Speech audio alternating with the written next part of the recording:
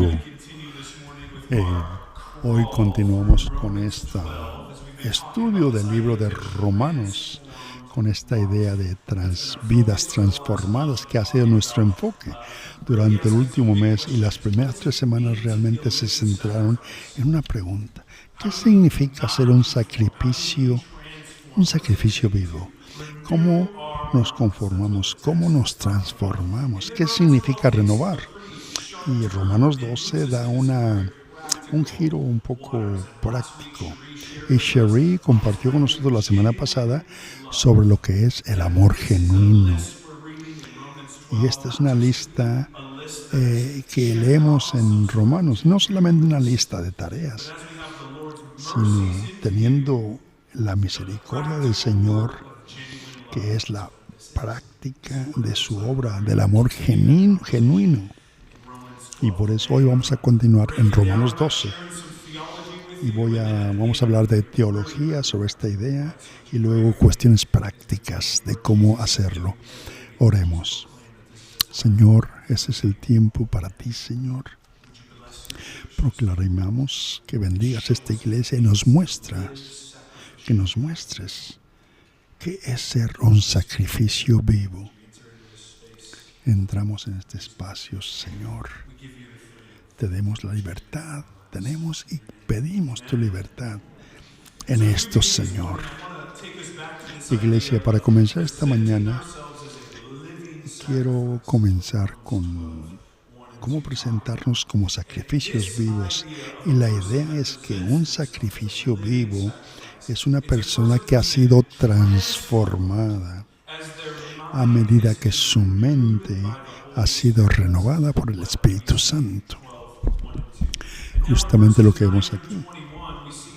Ahora, en versículos 9 al 21 se ve cómo la vida o la mente se transforma cuando vivimos así. Y no puedo repetir tanto la suficiente importancia para esta iglesia de que la forma en que vivimos nuestras vidas es un resultado directo de lo que está sucediendo dentro de nuestros corazones. Ya hablamos de esto, hablamos justamente de esto en series anteriores. Lo que sucede internamente en nuestro corazón se presenta en la forma en que vivimos nuestras vidas. Y por eso Juan dice: esto es para gloria de mi Padre, que lleven mucho fruto, mostrándose como mis discípulos. Ahora, iglesia, hubo un estudio en 2023. 2,000 gentes tomaron esta encuesta y se les hizo una pregunta. La pregunta es: ¿por qué dudan de las creencias del cristianismo? ¿Por qué dudan del cristianismo, de esas creencias? Y la parte que quiero que sepan, donde quiero llamar la atención, es que el 42% de las personas que no están afiliadas con iglesias, 42% dijeron que la hipocresía de la iglesia era la razón principal de su duda. 42%. Y lo que quiero decir es que hay que reconocer que no estaban dudando de Jesús, no. Estaban rechazándonos a nosotros, iglesia, a nosotros, a las personas, no a Jesús. Y no quiero que suene como condenante, pero quiero que sea un momento de aliento para mostrar que la forma que vivimos nuestras vidas es importante. Y la gente lo ve, y es tan importante reconocer que nuestra fe es práctica. Es el primer punto, que nuestra fe o la fe es práctica. Veamos algunos versículos. En Santiago dice clarito: ¿de qué sirve, hermanos, que alguien diga tener fe, pero no tiene obras? ¿Esa fe los puede salvar? No. Supongamos que un hermano o hermana no tiene ropa ni alimento.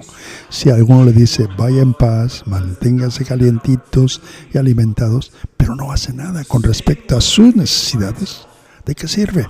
De la misma forma, la fe por sí misma no sirve si no va acompañada de acción, está muerta. En Gálatas dice que tanto los circuncisos como los no circuncisos tienen valor alguno. Ni uno ni otro tiene valor. Lo único que cuenta es lo que la fe expresa. Tenemos que expresarlo con fe todo.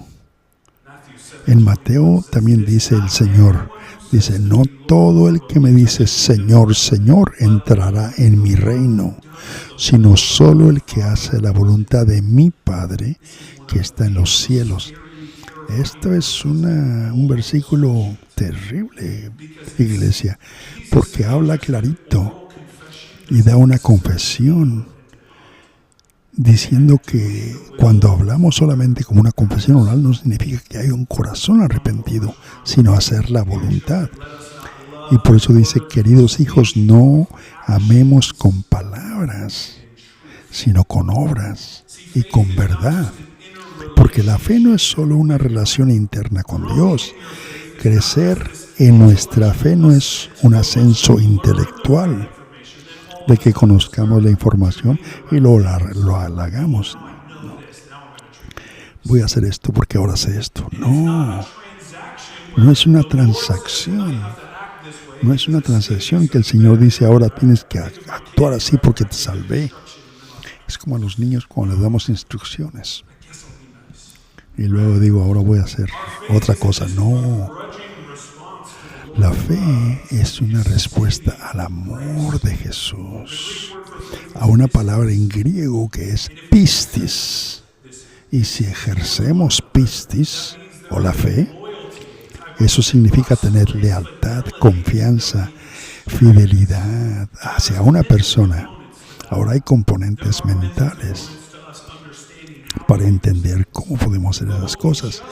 Pero lo que leímos hace rato habla de que algo pasa, no solamente hacer lo correcto, sino un acto de fidelidad, un acto de confianza. Es lo que está a la vista, lo que está en nosotros. En cuanto o cuando nuestra creencia dentro de nuestro corazón está encarnada por nuestras acciones. Así es como actuamos. Por ejemplo, el año pasado ya tengo 1 año y medio pensando en hacer ejercicio porque quiero llegar a viejo, a ser abuelo y pues estar sano para disfrutar a mis nietos. Pero pues para seguir en buena forma, esto comienza realmente ahora.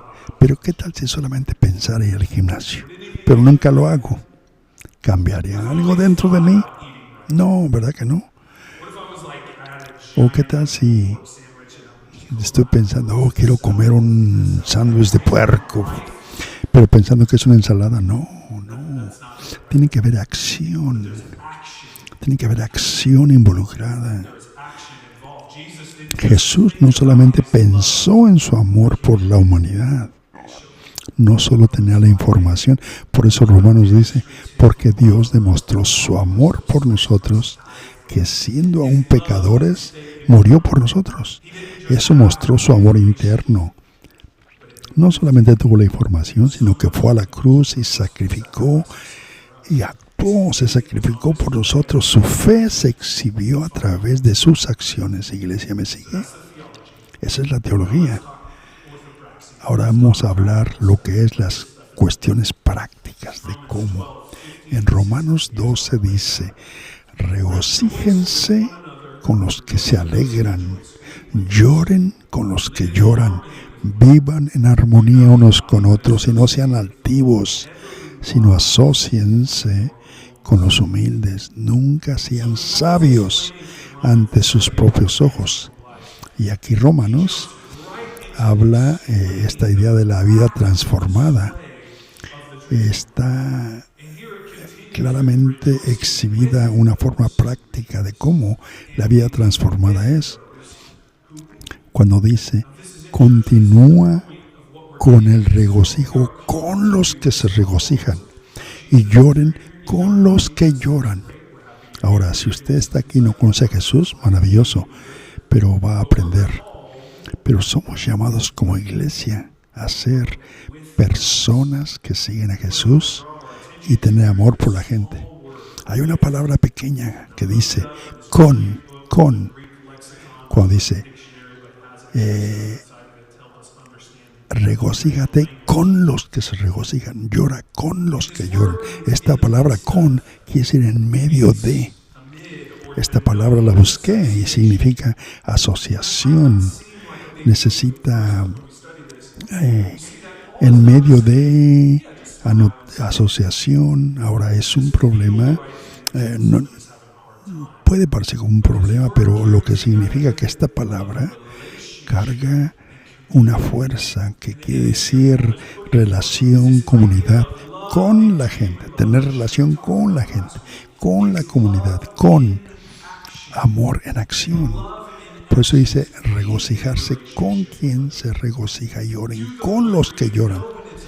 Sabemos que es tiempo de regocijarse y hay tiempo de llorar, porque el amor sin obras pues no hace nada.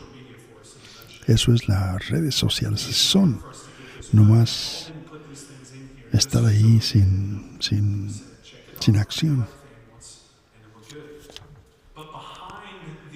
Pero atrás de esa idea, ese es como se ve el amor, estar con la gente que se regocija.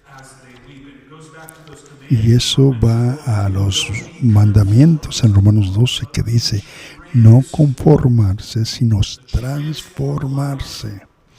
Porque la vida transformada es lo que la acción.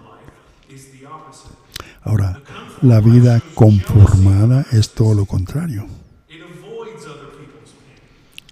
Evita el dolor de otras personas, se centra en él mismo, en uno mismo, como diciendo, ¿cómo me beneficio? ¿O cómo me afecta esto? ¿O qué saco de esto? El punto que estoy tratando de hacer es de que el amor genuino aparece. Aparece ese amor genuino. ¿Cuántos de ustedes han visto esto antes en su vida?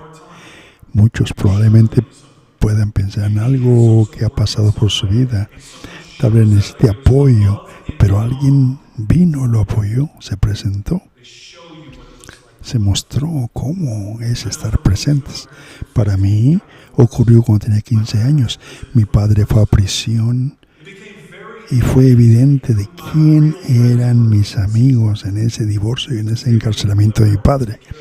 Estos amigos fueron los que estuvieron presentes, los que me trajeron comida, los que me ayudaron a hacer mi tarea, los que me invitaron a dónde quedarme, se aseguraron de que todavía estuviera haciendo mis tareas, todo eso.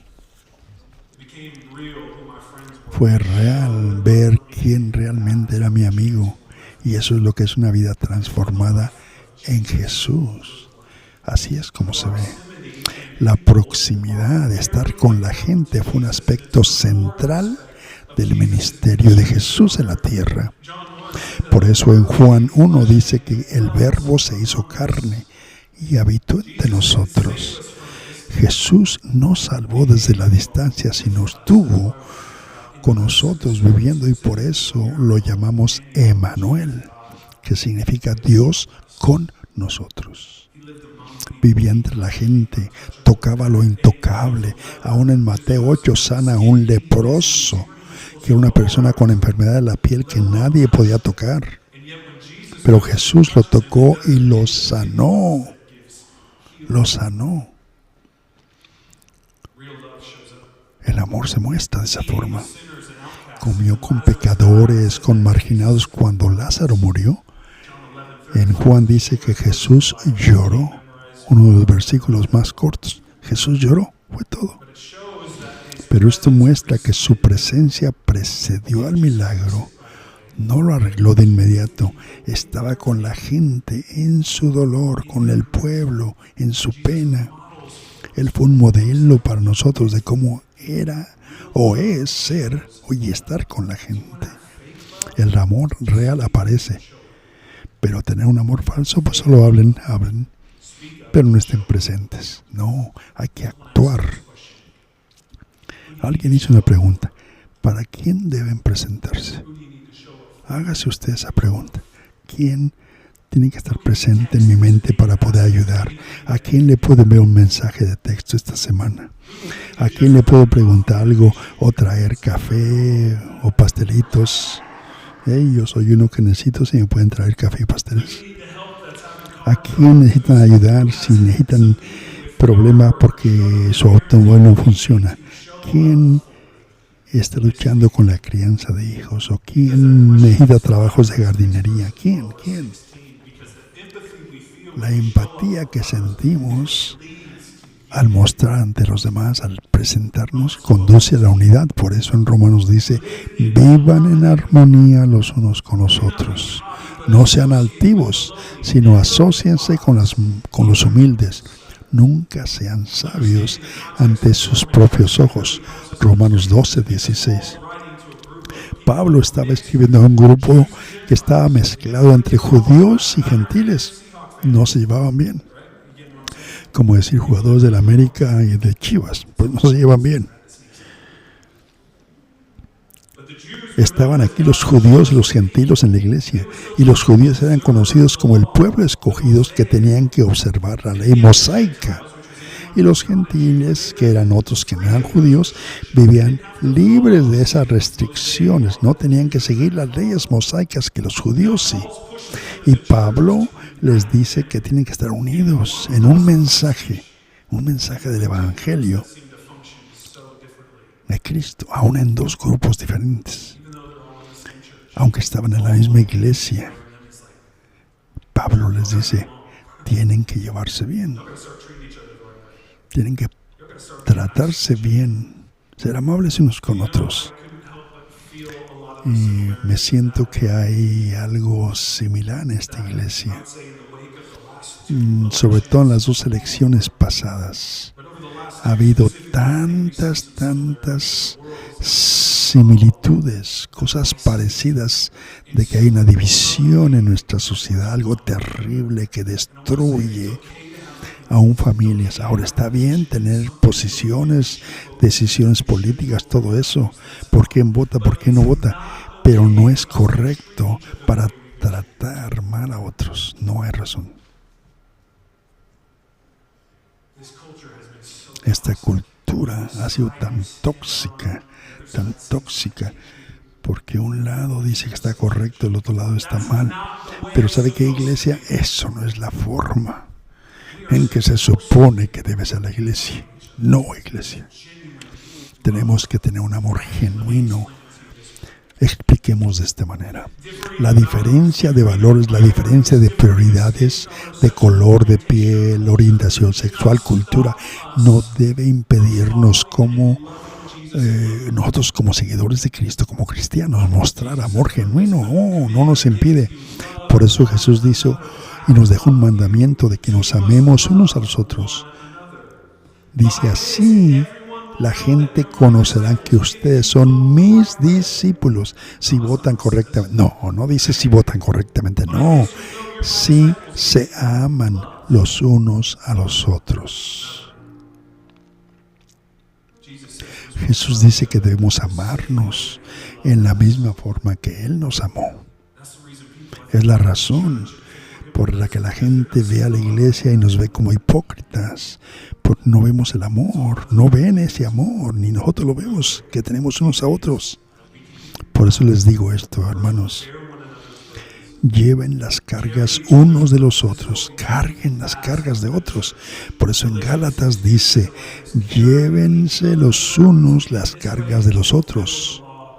Ayúdense y así cumplirán la ley de Cristo. Al ayudarnos mutuamente, cuando hay debilidad, sufrimiento, necesidad, caminando juntos con aquellos que luchan emocional, espiritual o materialmente. Como iglesia, nos podemos apoyar. Otra cosa es servirnos unos a otros. En Gálatas 5 dice, hermanos, fueron llamados a ser libres, pero no usen su libertad para complacer la carne, más bien sírvanse unos a otros humildemente en amor. Por eso usamos nuestro tiempo, talentos, tesoros para el bien de los demás. Esto puede ser comidas, transporte, o asesorar a alguien en algo. Mentores, siendo mentores para algo. Enseñando a otros. Es lo que hacemos. También tenemos que animarnos unos a otros. Hablar palabra de vida, esperanza, verdad. Continuando fortaleciendo nuestra creencia en Jesús. Tesalonicenses dice que por tanto animarse unos a otros y edificarse unos a otros. Pero en nuestra cultura queremos aplastarnos, destruirnos, pero no. La palabra de Dios es diferente. Como la semana pasada también hablamos de cómo practicar la hospitalidad para ayudar a los extraños a sentirse bienvenidos, valorados. Llegar a los que están marginados, olvidados. Y vamos a pasar más tiempo hablando de esto, del perdón.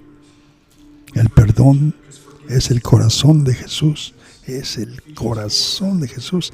Y Efesios dice que sean benignos, compasivos unos con otros, perdonándose unos a otros, justamente como Dios nos perdonó a todos en Cristo. El amor genuino, iglesia, es visible, sacrificial, relacional. No solamente decir I love you, te amo, no, sino mostrarlo en acción, satisfaciendo necesidades, perdonando, alentando, buscando la unidad, reflejando el corazón mismo de Cristo cuando hizo esas cosas por nosotros en la cruz. Fue castigado en nuestro nombre y resucitó al tercer día, venciendo el pecado y la muerte. Compartamos eso, iglesia. Oremos.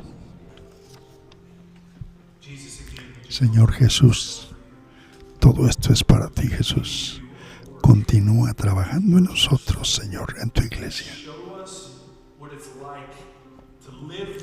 Muéstranos cómo es vivir esta vida de sacrificio para invitar a gente a nuestro espacio,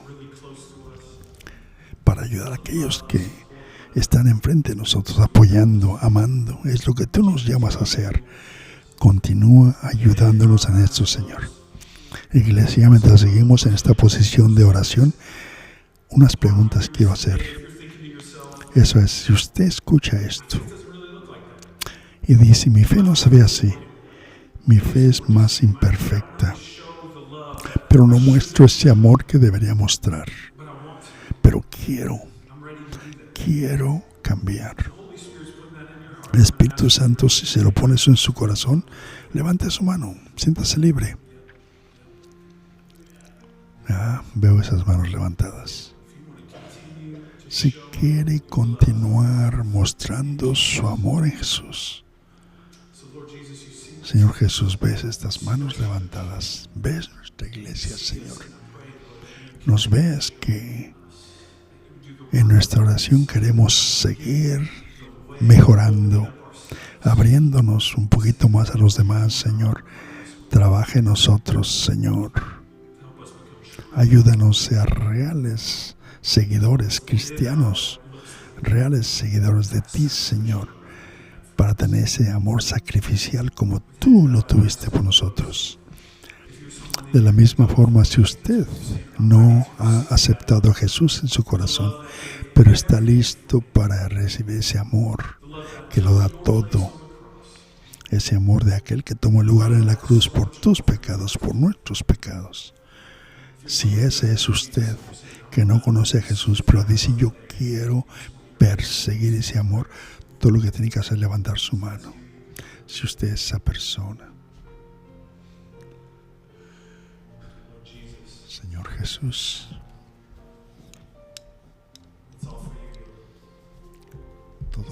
todo es para ti, Señor.